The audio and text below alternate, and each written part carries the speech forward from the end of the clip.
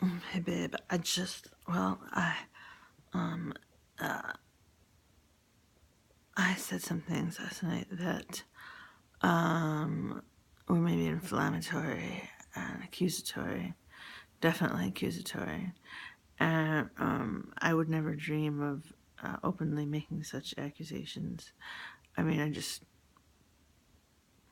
like, even if I was 100% sure of what I said, it would never, I'd be slammed against a wall of denial and outrage and sorrow and all kinds of bad things. So anyway,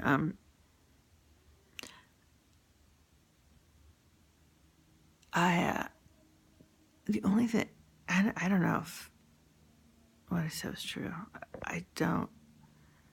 I do know that I shudder viscerally when touched, and I do know that she said what she said about I know you hate me, that I've always loved you, and how weirded out I was by that. Those are facts, but the connection that I make, I don't know. I don't know. Um, but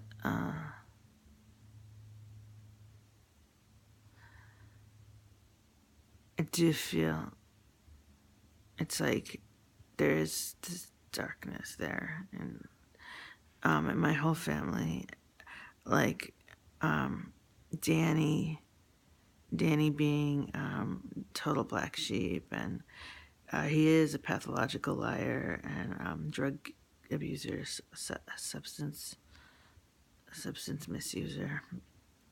Um, and you see him, he's a mess, and he's only 18 months older than Caroline. Uh, Something went down, something really wrong went down. And by the time I met him, I mean, not met him, but was cognizant of him, I would witness him being treated like shit by my father, yelled at a lot, and also the butt of many jokes, mocked openly by my father and others. That's fucked up. Robert tries to commit suicide and is mocked and shown no respect by my father over the years, to the end of my father's life. Robert went on to have pretty severe drinking, alcohol misuse uh, issues, and as well as other drugs, and sometimes showed up at family functions fucked up, or you know didn't behave well. Suffered from depression. Um, I believe manic depression, but my father treated him like shit. And Thomas escaped the intensity of it. He kind of flew under the radar. He didn't seem to get the abuse, as far as I could see, but or remember. But he left at age 18 for the Navy, for the Philippines. So that says something. I mean, he was smart enough to go to college. I don't know. Why would you go to the Navy?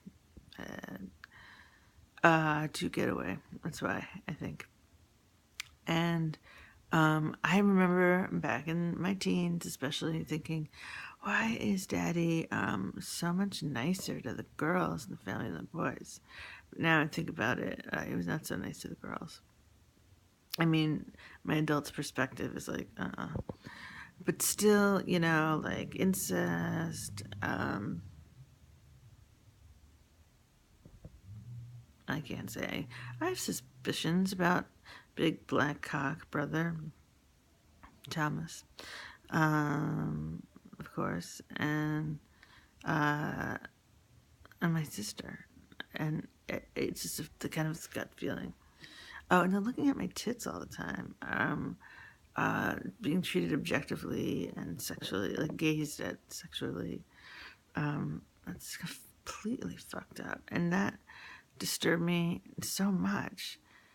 And it could be never spoken of. I could never say anything about it. And it's like when I worked for her, I should think about this back then. Let's see. This person is committing sexual harassment or creating a hostile work environment or whatever. It felt sexual, so I think, and I felt really uncomfortable. So I guess it's sexual harassment. And she's my sister, and she's my boss. She's a partner in this firm. Who do I go to? And there's no human resources because they were a small firm. So there's nothing I could do about it. It fucking creeped me out. And it wasn't just in the office. It's been for years and years.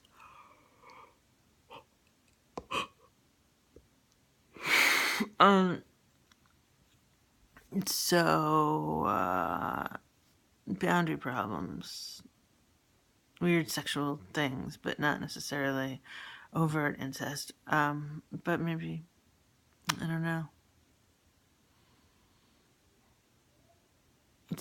Okay, so this is on my mind.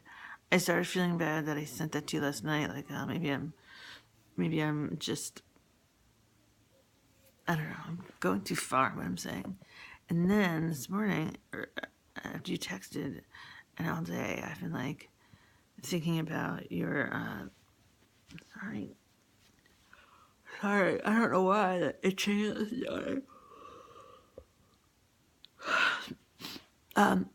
Your job, your field work. I will not speak too much of it since it's going to be on YouTube. But the intensity of it and of the nature of the workplace, I don't know how much you'll be privy to because of the persons you'll actually be working with. But I imagine there are files, and I assume that you will learn about the backgrounds of the people you'll be serving. And I was like, it's people that are going to be coming from horrific situations and of abuse of all kinds, I assume. Severe abuse and neglect, and so to the point where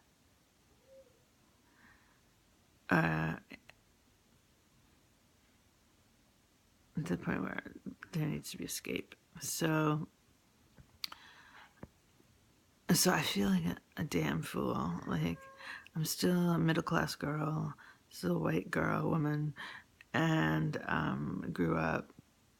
I had food to eat, clothing. I didn't fear for my life, and I, had general safety. I didn't always feel safe emotionally, a lot, and I didn't fear for my physical safety. There was an unease and unkindness and emotional cruelty, and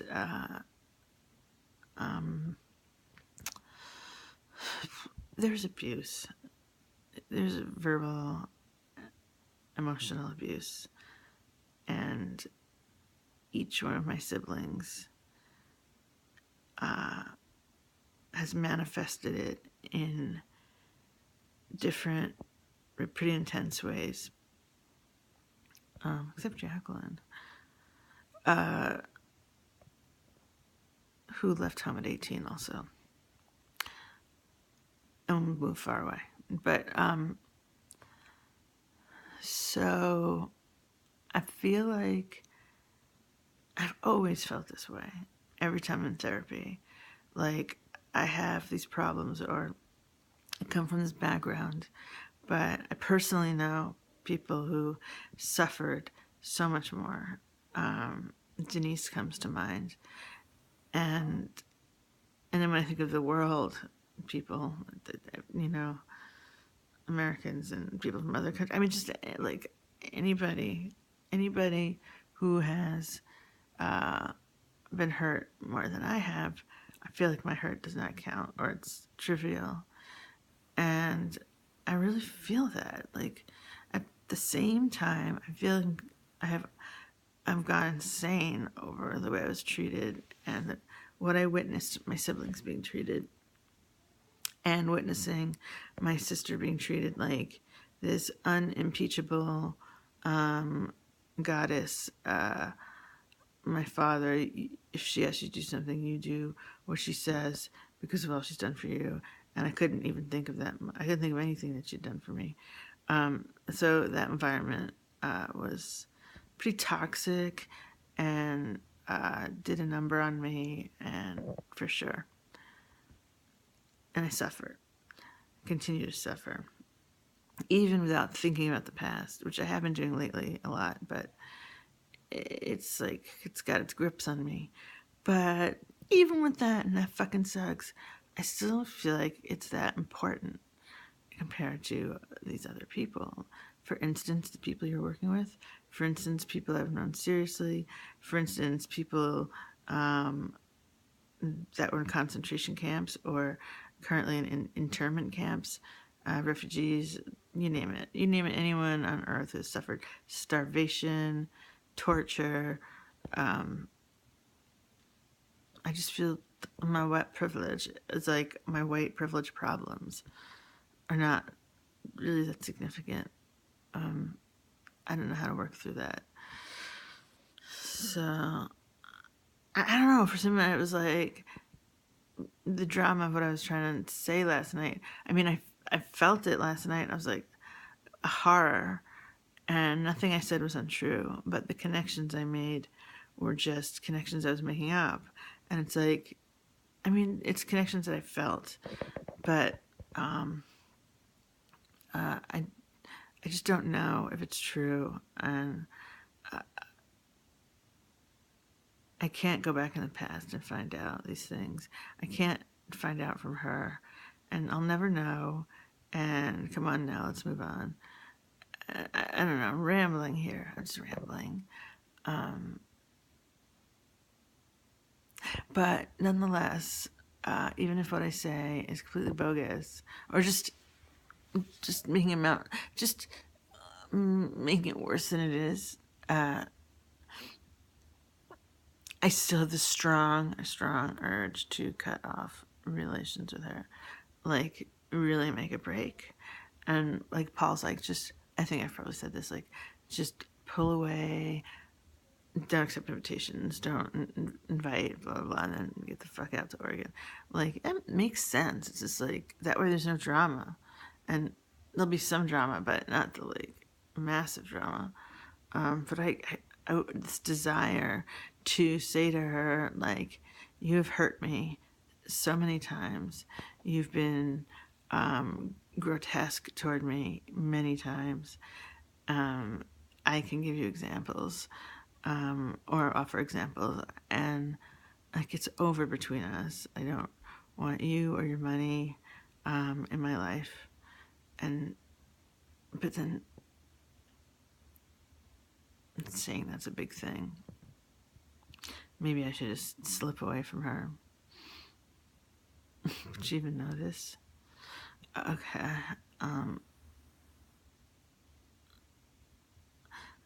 don't even know if I should send this vlog. Like, I don't even know. I don't know what I'm doing. I mean, I've been gaslighted lit so much. Like, I don't even know if what I'm thinking or feeling has any validity. I mean, I think it's good to question oneself. So, but I guess I'll go now because it's 14:22. Bye. I'm sorry if this is a bad, weird one. Okay, bye.